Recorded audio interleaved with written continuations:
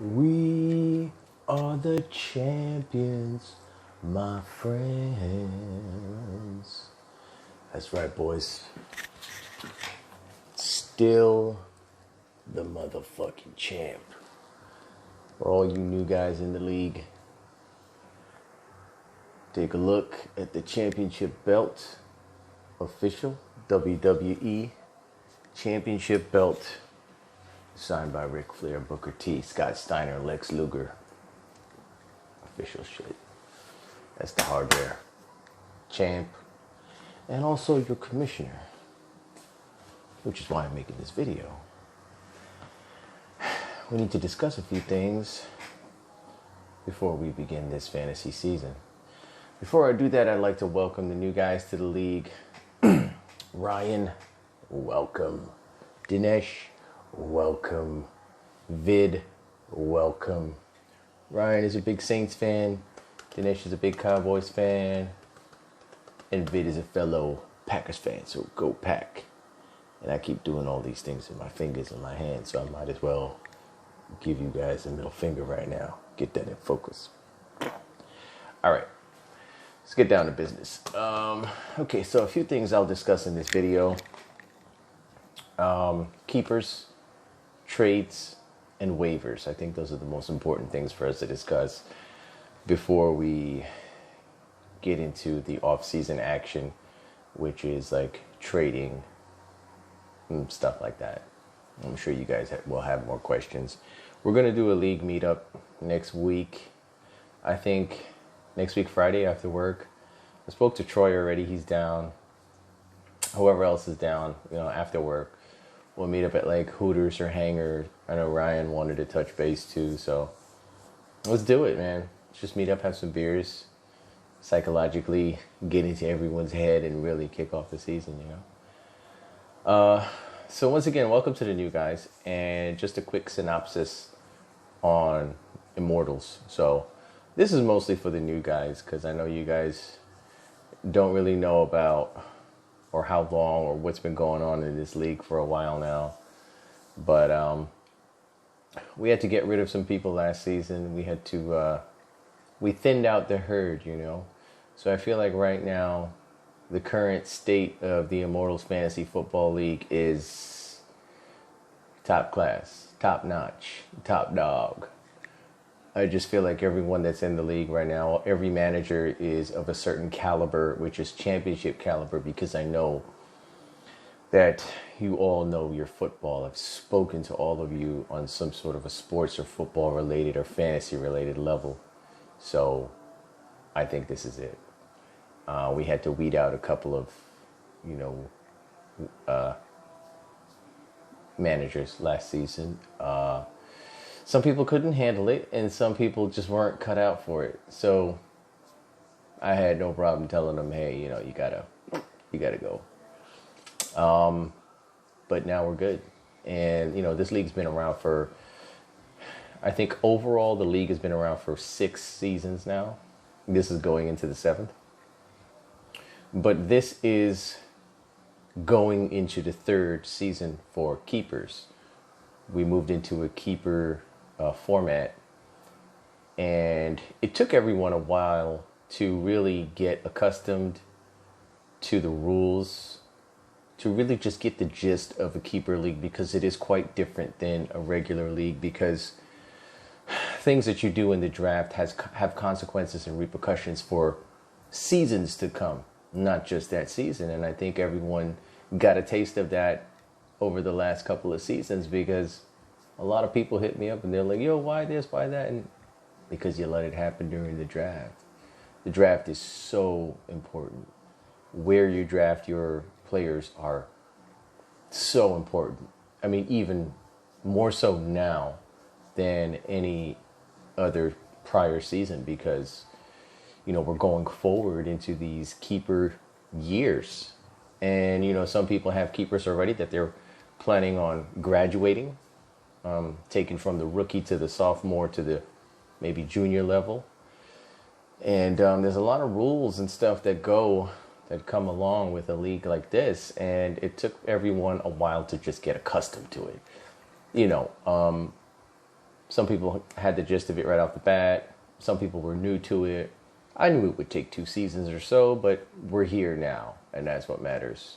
Yes, there were some rough patches. Yes, there was some, I don't know about this. I don't. Well, it happens, you know. It really does. Every league, and as you guys can see, it's very difficult to keep 12 people together every season. It's really difficult, especially 12 people who I feel like get along, because on top of the fact that we have this really great competitive league that's not just football. I mean, we talk about all sports, which I love, and I know you guys, it's your little escape in terms of, the sports world. It's great. But I like when everyone can sort of get along on a respectable level. We got our trash talking, but it's nice when everyone gets along, knows each other a bit. So I feel like we got that now. I feel like we nailed it. I really hope so. So this video I'm making, I may chop this video up a bit. You may see me skipping here and there or wearing something different because I may shoot it on different days, but I'm going to try to knock this out in one shot. So I'm just going to start addressing some of the topics and some of the issues. And I think I'll start off with keepers. So, everyone has been given these graphics. Everyone has a graphics, which is I guess we can call it a keeper card. And on those graphics, I filtered through everyone's rosters from last season up until the playoffs or through the playoffs. And I was able to pick out all of your eligible keepers, keeping in mind which of them were already keepers and which were waiver pickups. It took a lot of work, but I did it. So you just got to look at those graphics, look at those cards, look at the keeper cards, and just let me know 1 week before our draft. Our draft is on Tuesday, September the 3rd. So a week before that, the Tuesday before that, I don't know the exact date, sorry. But just, message me privately, slide into my DMs, and just let me know who you are keeping. Once you tell me, that's it. It's final. You can't backtrack if that person gets injured that week. There's no backtracking. So once you designate your keeper, that's it. Another thing is, there are 3 max keepers. You can have up to 3, and there's a minimum of 1. So every team must keep at least 1 keeper, and every team does have at least 1 keeper on that keeper card that they can keep, just for a balance of power. You're going to hear me use that term a lot, and it basically, when I say balance of power, I'm just basically saying that we want to maintain a strong enough draft pool of players, and I don't want to say balance, but too much, but just give everyone a shot at, we can't predict what people are going to pick up or who they're going to draft, but we want to keep the draft pool fresh and good enough to be excited over, So, continuing on, so you have the 3 max, 1 per position. You can't have 2 running backs. You can't have 2 wide receivers. Again, that goes back to the balance of power, because if you can do that, that really doesn't leave much for the draft. Everyone's going to stock up on running backs and wide receivers, and, what are you going to have in the draft? So that's the keeper roster. And, of course, as most of you already know, and the new guys now, you can keep 1 player for up to 3 seasons, up to 3. Most people have already kept a player for 1 season, and this would be the second, right? This would be the second season that they're keeping him for. So, for example, I've got Devontae Adams. I've kept him once before, and he was a 4th round penalty. Now I'm keeping him again, so the penalty goes up to the 3rd round. Now, how do we derive the round penalties? So if a player's draft penalty was in the top 5 rounds, 1, 2, 3, 4, 5, then their penalty for keeping them again will go up by 1 round. If the player falls between round 6 to 10, the round penalty will be 2 rounds. So, for example, if he was drafted in round 9 or he was a keeper from round 9 last season and you want to keep him again, then he's going to go up to round 7. Now, new players that you are choosing from last season that aren't already kept, those round penalties remain the round that they were drafted in. What I'm talking about with the graduating penalties or the inclining penalties are for people who kept a player once already and plan on keeping them again. So for me, I'm going to use myself as an example. Again, I'm going to say Davante Adams. Had him in the 4th. That's what he cost me last season. If I want to keep him again, which in all likelihood I will, I'm sure there's no surprise there, he'd be a 3rd round. He cost me a 3rd. No team is allowed to have more than 1 first-round pick. However, you can trade to swap positions in the 1st round. Every other round is pretty much off limit. Also, remember that if you have a keeper in a certain round, that also negates any other transactions in that round. So, Davante Adams is my 3rd round keeper. I can't trade and get another 3rd round pick or get another keeper for that 3rd round. I can't. That 3rd round is dead. D-E-D, dead. Yes, I spelled it wrong. Deal with it. You also cannot have 2 keepers from the same round. Can't do that. I'm sorry. It's just overloading too much. And that hurts me because last season I had Keenan Allen and Davante Adams in the 4th round. I traded for Keenan because I knew I had Davante in the 4th as well. So I'm losing out big time by making this change, but we just can't do it. It throws the draft board off. It throws a lot of things off. We want to keep things just a little more on the simple side, And I've spoken to a lot of people on Reddit. I've spoken to a lot of the people in other leagues that I'm in, and this is the general consensus of how people do things. A lot of other commissioners do things this way for their keeper leagues, and this just seems to be the best way. So you have your keeper cards. You will select keeper. You'll let me know a week before the draft. If you are planning on, you don't have to do it then. You can do it anytime from now until then. If you do plan on trading, now a lot of people hit me up about this, and it's common sense, but I'm just going to say it anyway. Okay? If you have the keeper card that I gave you, that you have, the card itself with the list of players. Now, you can't take a player off of that list, trade him, get picks, then take another player, trade him, get more picks, then take another. You can't do that. That keeper card that you have, that roster, you don't own it yet. You do not own it. I think that's the misconception with some people. You don't own those players because it's the off season. If it was during the season last year when the season was on, yes, you would have owned them. That's why I told people, make your trades when the season is on because it's not going to cost you much. But now that it's the off season, you have to designate one of those players a keeper before you perform any action with them. So let's just say, for example's sake, someone's got Philip Lindsay out there and he was a waiver wire pickup, so he'll cost you a 4th round. All waiver wire pickups from the draft before, from the season before, cost you a 4th round. Excuse me. If someone had him and they wanted to trade him now, they can go ahead and trade him and then pick up 2 more picks, like another 3rd or another 2nd. Let's say they did that. So now they've just traded away Philip Lindsay, who was a keeper, a running back keeper.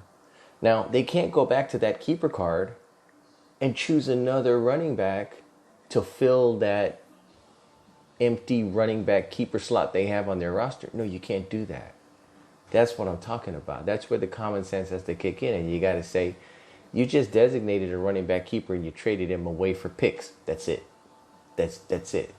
You can't keep going to the keeper card and pulling all the players out of your roster excuse me, and then shipping them out and getting picks. You just can't do that. So stop asking me about that. I hope you guys understand that. That's, like I said, common sense. I understand everyone's trying to, it's like a tube of toothpaste. When you get to the end of the toothpaste and you keep squeezing and squeezing because you want that little bit of toothpaste to get out so you can brush your teeth because you're too stingy to open up the new container of toothpaste.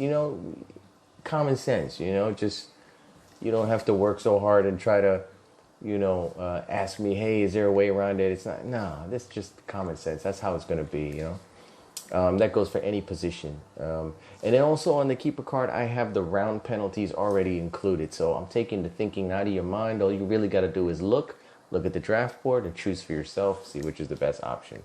So if you notice a W next to a player, that means he was a waiver pickup. He's going to cost you a 4th round. If he's got a K after his name, that means he was already a keeper. And what the new round penalty will be, not the old one. I added what the new one would be. So again, you don't have to think.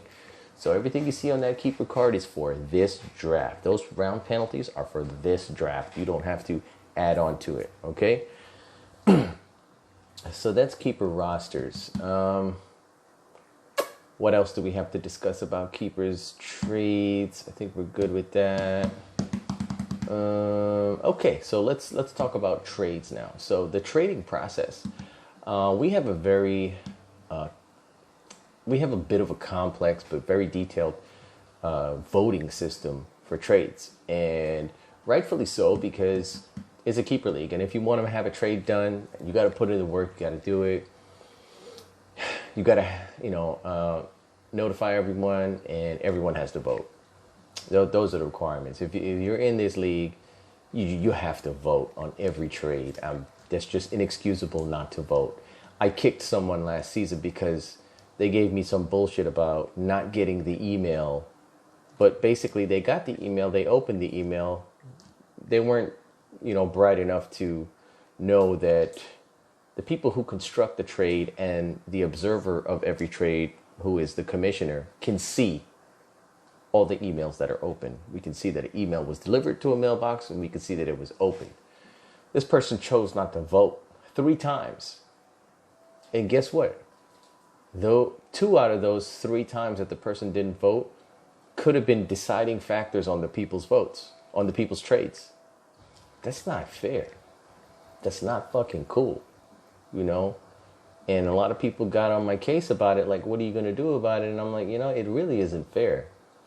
So everyone, you have a responsibility to vote, I mean, yeah, this ain't a real fucking government or whatever, but I'm just saying, you want that respect. You want people to vote on your trade when you're ready to get one done, so you vote on everyone else's trade. So the system works like this. We use a website. The website is adoodle.org. That's ADOODLE.org. Now, you go to this website, you construct the poll, right? You add everyone's email address, which you will all have. I will share with everyone. You add everyone's email address. They get an email notifying them that a trade has happened. You can also jump in the chat and say, trade alert between myself and so-and-so. And then everyone's got to open their email and vote. It's up to the 2 people involved in the trade what they want to set as the time limit. There are 2 options, 24 hours or 48 hours, right? Why are there 2 options, and why am I giving you 2 options? Well, I'll tell you why. So right now it's the off season, so there's no rush, right? I mean, because there's no game starting soon, and you don't really have to rush to get a lineup together. So 48 hours, 2 days, that's fine. When the season is on, you may want to set a trade for 24 hours, because if you can't get that trade done, at least the time will expire and you can hit the waivers or get another trade happening before a Thursday night game or the early Sunday games, right? So I leave that up to the 2 people who are involved in the trade. By the way, only 2 people involved in any trade, no 3-team or 4-team multi-team trades. I'm not dealing with that shit, okay? It's one-on-one. We did that before and it was just a mess. So that's trading. That's the trading system. That is the service we're going to use. It's a closed voting polling system, so only the people invited to vote will be able to vote. Everyone who votes will not be able to see what everyone else voted, nor will you be able to see what the current tally is on the vote. So the thing we didn't like about the previous voting systems, we used the NFL.com app. I didn't like it because that's vote to veto, and you only needed 4. And then we used the chat. We used the WhatsApp chat, and that just got messy because you had to keep track. Now, because, we want this to be a vote to pass. So minusing the 2 people who are involved in the trade, you have 10 people voting, majority rules, so you need 6 to pass. So you get your 6 votes, that's it. Trade goes through, and that's it. Notify me that you got the 6, or, like I said, I'm added to the observer of every poll that you create. I look, and that's it, once the time is up. But the timer has to expire on the trade, the 24 or the 48 hours, for the results to be made visible to the observers. So that's why I like this online voting system that Derek actually found. He found it for us, so appreciate that. So we're going to stick with that. And, if you feel like that's too much work, then you probably don't want your trade bad enough. You got to really want it to really, put it together. So that's voting. Next thing we'll talk about is the waivers. So one quick thing is that we're going to put this up for vote. And since you're watching, we'll throw it out for vote right now. So please, Deepak has been, lobbying for this for the last couple seasons. He would like, currently, there are 3 waiver ads per week, max, for every manager, every team. You can add a max of 3. That's it. Deepak would like that number to be bumped up to 4. I personally have no problem with it, but let's take a vote. So soon as you're done watching this video, maybe you could just go in the chat and say, say yay for 4 max or nay for 4 max if you wish. If you don't wish to publicize it, send me a DM. It's tell me what you think. I respect everyone's private opinion on things. Again, about the waivers. So we have a waiver acquisition budget, and as you can see on the buy-in flyer that I sent, the earlier you buy in, the more waiver points you get. If you bought in early, you get an extra 5. You buy in later and later, you get less. If you buy in towards the end, it costs you more and you lose 5 waiver points. Yes, I'm doing that and I'm sticking with that, and hopefully everyone buys in, fast enough. Actually, no, I'm okay with some of you buying in late because it's more money for us. It means better food at the draft and more drinks at the draft. So take your time, buy in late. We're all big men here. So you got 100 and something waiver points, maybe a little less. And for the new guys, the way it works is whenever it comes time to submit your waivers, you are going to submit a bid for a particular player and hope that you win. And when waivers clear, then the rest of the players that are on the waiver that are still there, open season. You don't have to bid for them. You can just, add and drop if they are, just sitting there. You cannot trade waiver points. That cannot be included in any part of a trade. And that's about it. And another thing about trades is, so you can trade for future picks up to the next year's draft. So, don't try to get too cute and be like, hey, I got a trade going with, with Rich. I'm trading him my 2021 first round and my 2022 first round for Odell Beckham. Yeah, no, you can't do that. It's got to be the next year's draft. I think that's fair enough to go that far. That's it. So if someone comes to me or if someone posts in the chat, hey, I'm trading with Rich. I'm giving him my 2nd and my 3rd round for Odell Beckham. That sounds good because it's for the next years, and that's fine, So let's not get too far ahead with with the trading of picks and stuff. I encourage trading of picks. I mean, you guys can get as creative as you want with it. A lot of people have sent me a lot of questions with some stuff I haven't even thought of. So, and another thing too is when you have a trade agreement with someone, I would suggest running it by me, because I may see something or a flaw in it that I can let you know before you go and publicize it and then have to, withdraw it. So hit me up and say, hey, I've got a trade with so-and-so. Here are the details of the trade. If I see a flaw in it, because, it may be something you're overlooking. If I see a flaw in it, I'll let you know right there, and you guys can reconstruct it so that there's no errors, so that when you post it for people to vote on, it's good to go. Because one of the things that can kill your trade is posting it and then realizing there's an error in it and then having to withdraw it, and now you've just kind of wasted someone's time from voting on your trade. So they're probably not going to look at it again, or probably just be like, fuck this shit, and then, veto it or something. I mean, I'm just saying, it's better to get it right the first time. So I think I've covered a couple of topics right now. I'm going on to like 26 minutes on this. I think that's a little too long. I know you guys probably are just fast forwarding through all this anyway, but I'm going to end it here. I think I've addressed enough topics. If you have more questions, go ahead, feel free to DM me or drop them in the chat. If I missed something, drop it in the chat. We will meet up next week. Let's shoot for next week, Friday. I think that's the first week of August, and go to the bar or something, get a couple towers of beer, and really start kicking off this season. But before you guys go, I just gotta rub it in your face one more time.